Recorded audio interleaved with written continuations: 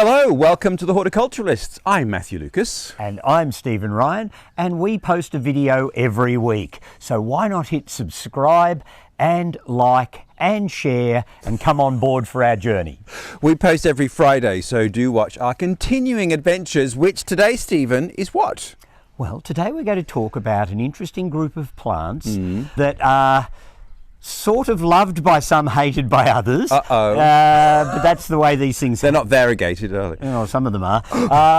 But anyhow, we're going to talk about Arum as a genus. So for those in the know, they know that Arum is in the family of Aroids, so the Arisarum family, and they all have flowers that have a similarity in form, and they all have foliage. Well, most of them have foliage that's somewhat similar in form, but there's a huge number of species, a vast number of genuses or genera, and they come from all over the world, from the tropics through to the temperate and even cold climate areas of the world. So there's an Aroid for nearly everybody, and Arums can be grown by most. Okay, I'm glad we're doing this because I do find this group of plants really confusing. Anyway, I won't go into that. I will let you unpick my confusion, and I think we're going to start behind us, as they say in pantomimes, and look at this clump of fabulous foliage here. Exactly, the first off the rank. Well, let's go. All right.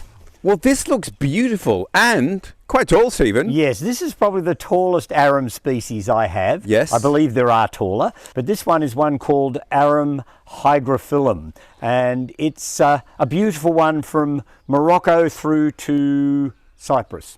Ah, Cyprus, where I spent my childhood. Well, all right then. First question is, this group of plants, Arums, where are they from? All right. Can you generalise, or are they? Yeah, you can. There is an area to which they're from, and it's that sort of floral belt around the Mediterranean basin. The floral belt? Yeah, so all the way around the Mediterranean basin. Some of them grow out into the Canary Islands as well. Yeah. They grow right over into Iraq, Jordan, Syria, depending on the species.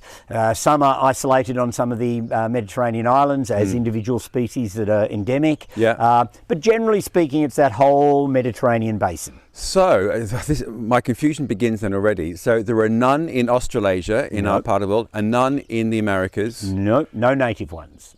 Okay, well, there you go. First things. Yeah. So, this one is very tall. Will it get any bigger, or is this about its height? No, this is the height that it'll grow to, and its flowers are just coming out now. We've got one over here. Which is very beautiful, that sort of purple. Okay, what's that thing in the middle? The spadix. So you've got to remember that the Aroid family, the flowers are composed of a spathe, which is the petal-like bract, which isn't truly the flower. And then you have the spadix, which is the pencil-like thing that sticks up in the middle, which is composed of male and female flowers. So there's a whole pile of flowers. It's not an individual bloom. So they can self-pollinate. Right, so this is the spathe, which is really a floral bract. It's not the true flower at all. And the spadix, which is the bit in the middle, is what includes the male flowers, which tend to be towards the top, and the female flowers, which are clustered down towards the bottom. So we'll take this apart and open it up. The male part of the flower is this bit here, where you've got all those little filaments. So that's the bit that will produce the pollen. There's some sterile male parts in the middle there, and then the female part of the flower is this bit at the bottom where you've got these little green knobs. They will eventually form into the seeds, so they'll end up as bright orange berries later in the season.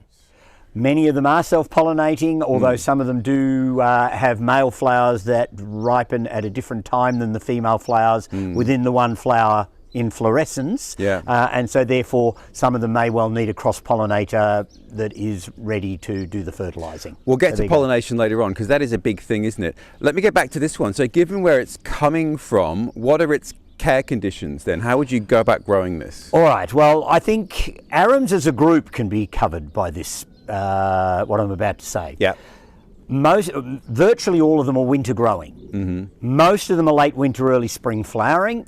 Yes. Dormant in the summer, so they die down in summer, so therefore they don't require any irrigation, moisture or what have you other than what nature can throw at them, as long as you're in a winter rainfall district.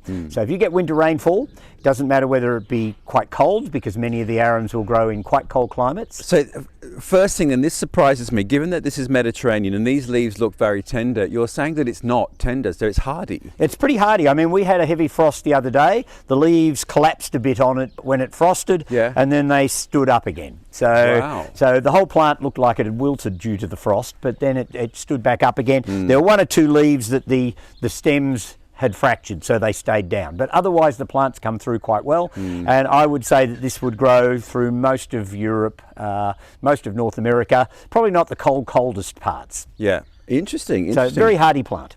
All right, well, I think you have a large collection, do you not, Mr. Ryan? I have a number of species in my collection of And do Arums. I not just see behind us another one? Yes, in fact there is another one right there. So well, we let's have a look at that one. All right, why not?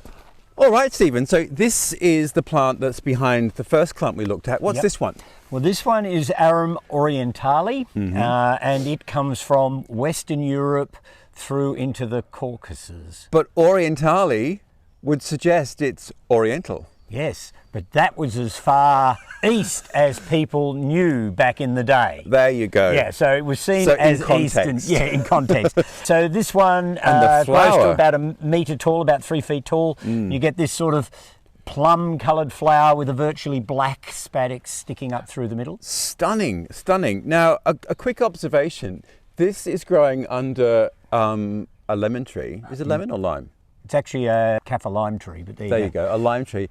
So, sun, shade, woodland, what are they? Or is each one quite different? No, they're all fairly similar in their requirements. The issue is not so much how much sun they get at certain times of the year, it's about what happens in the winter.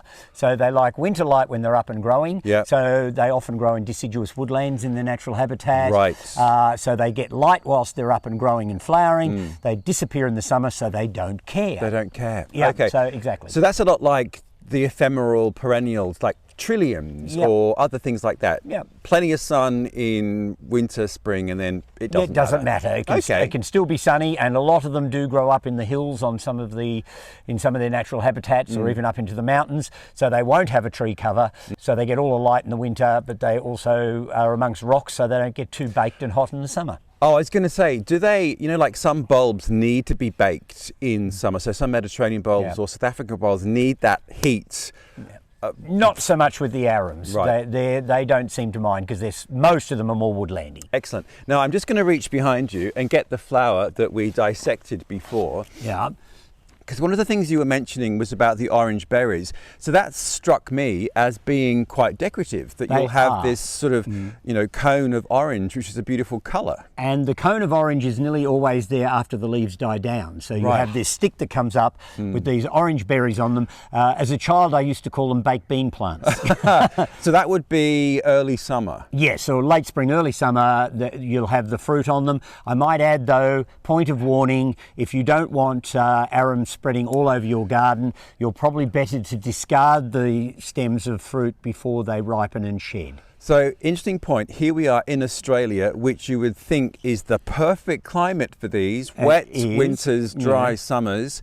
Are any of them an issue for us? Yes. Arum italicum, which we will engage with shortly, has become quite weedy in people's gardens. It can become a thug. It's very difficult to get out if you've got it where you don't want it.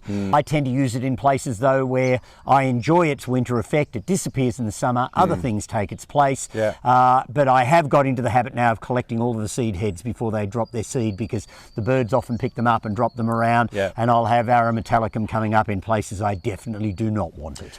So it is worth bearing that in mind if you're going to introduce them to your garden, that some of them could be there for the long haul. They will be, because once they're entrenched in the garden, they're very hard to get out. So you do have to feel that they're a group of plants that you want.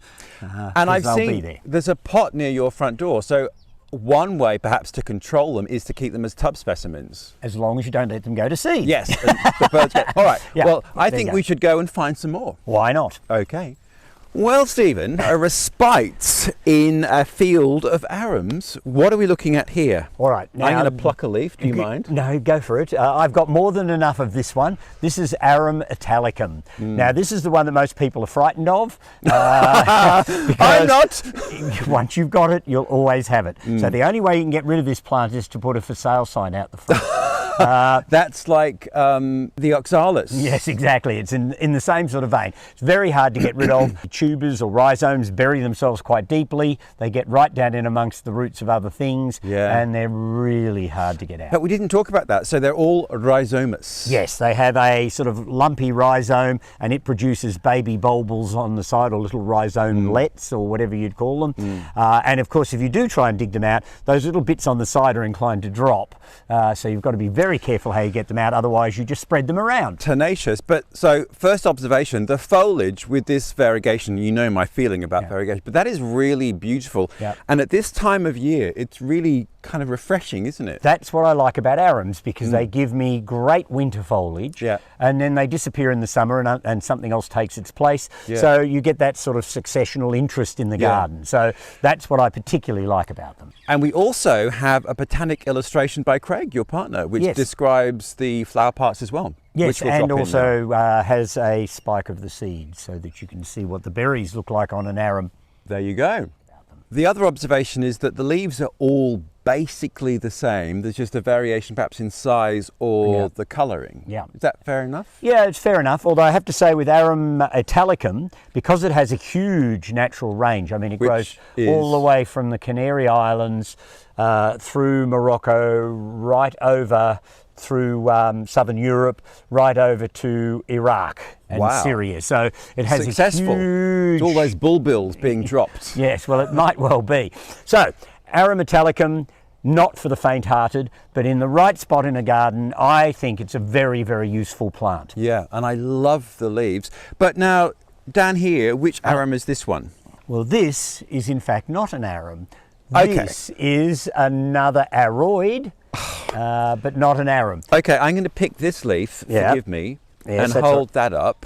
Now, I know they're different sizes, and to me, though, they kind of just look the same, Stephen. I'm so confused. It's all about the male and female flowers, how they sit inside that spathe at the base of the spadix. And so each different genus has a different formulation of how the flowers sit inside. It's not so much about their leaves, it's not even so much about the flower shape necessarily. It's the reproductive bits. It's the reproductive bits. So this is a plant that I know as monk's cowl, which is one of its most common names. Arisarum vulgare, which is another European plant. And oh, how vulgar. No, well, actually vulgare means common as in a lot of. Widely distributed. Yeah, as opposed to vulgar as in vulgarity. Yeah, so right. it means something different when you use it in Latin.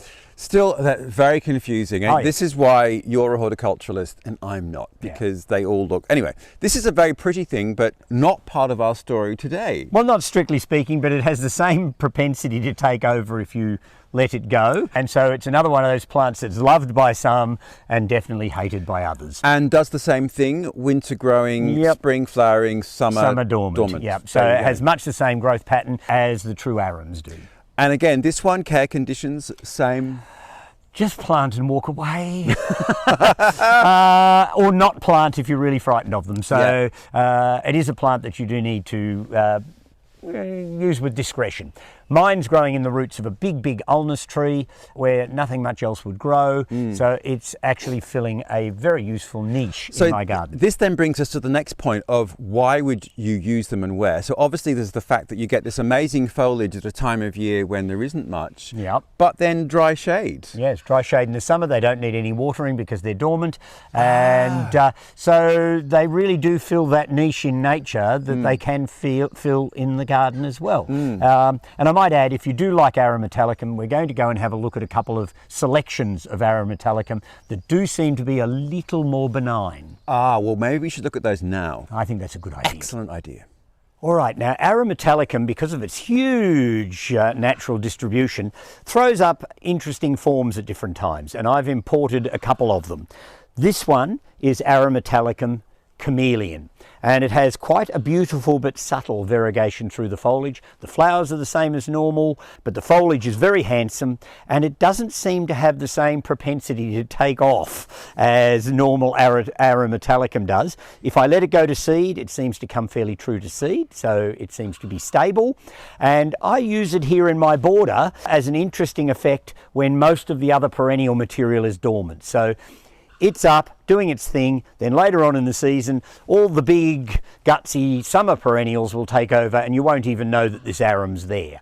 So there you go, a little bit of useful information on how to use them. Right, this is the second cultivar or selection of Arum italicum that I imported from overseas. I brought this one in from Dan Hinckley's famous nursery in the Pacific Northwest, and it's called White Winter. It has probably the most spectacular variegation in the foliage of any of the Arum italicum forms. In fact, possibly any of the Arum forms. It doesn't seem to grow quite as big, and again, it doesn't seem to be, at least in my garden, as viciously overbearing as the wild species can be. So that's Arum italicum White Winter. This particular species was only discovered a few decades ago, so it's probably one of the last of the Arums to have been identified and named. And it's Arum purpureospathum, which of course means it has a purple spathe. It's from southwestern Crete. Crete seems to be a bit of an epicenter for speciation in this genus, because there are three really interesting arums that come from Crete. This one, purpureospathum, creticum, which is a fairly obvious name, although it's also found on southwest Turkey. And the one that I would love to add to my collection and will slot in a picture of, because I've seen it in the mountains of Crete, is Arum idaea, on the side of Mount Idaea, which is now Mount Siluridus. It didn't get its name changed when the mountain did, but it's a beautiful white one. So Crete has created some amazing plants in the Arum group, and this is just one of the three. This is the second of the arums that come from Crete, Arum creticum. As I mentioned before, it also grows in western Turkey, so it's not completely endemic to Crete, but it has beautiful butter yellow flowers, and we'll slot in a photo of it so that you can see what it looks like. And it has a very pleasant, almost lemony fragrance to the flowers. Now, although this plant isn't in bloom yet, it's still a late winter spring flowering species, but whilst we've been doing the filming, some of them haven't quite got to that phase yet. So over the next week or two, they should be in bloom. Arums for beginners, well, not for beginners, for horticulturalists. Maybe the devotees. That was very interesting, but why do we now have a potted specimen before us, Stephen? Right. Well, this is sort of fun because arums having a wide distribution, some never meet each other in the wild. This particular plant is a hybrid arum. Yeah. It was discovered in the garden of a friend of mine, young Greg Balderston, and he's quite an Aroid collector as well. Yeah. And he's convinced this is a hybrid between Arum italicum and Arum purpureospathum, the dark-flowered arum that we saw earlier. Yeah. He's going to call it Cygnus, which was the name of the very first registered black hole. Well, there you go. It has dark flowers apparently. I haven't seen it in bloom yet, but Greg kindly supplied me with this pot of his hybrid that I can plant out into the garden later maybe, and perhaps grow and sell as well. So I must say, the leaves are sensational, it's aren't a they? beautiful foliage. They're like camouflage. It's picked up, I think it's picked up Chameleon actually, italicum Chameleon by the looks of it. And of course purpureospathum has no variegation in its foliage, so that's certainly pulled through into this plant. And the colour of the flower apparently has come from the purpureospathum, so there you go. Interesting. And I guess two other things that I've been thinking of as we've made this film. One is arum lilies, so the lilies that you find in florists. The flower looks the same, Yes, Stephen. the big white ones Yes. that you see around. But ta-da, big reveal. They're not arums.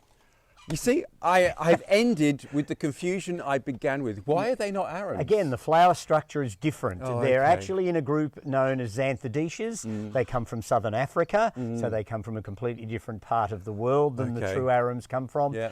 And the flower structure is quite different inside. But yeah, in lots of other ways, they have similarities with the true arums.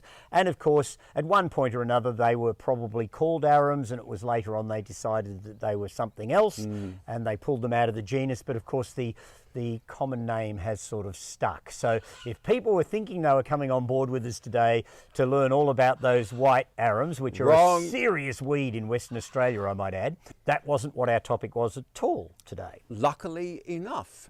And then the other thing is, let's talk about odour, shall we, Stephen? Oh, yes. I did. Now, you mentioned that one was fragrant. Yes, and that's the creticum, yeah. an exception. It is an exception. Some of them have no scent whatsoever, Well, which I mean, is fine. it's an exception that it's a lovely fragrance. Yes. Because they are fragrant. Because most arums are fly pollinated as opposed to being bee or hoverfly pollinated.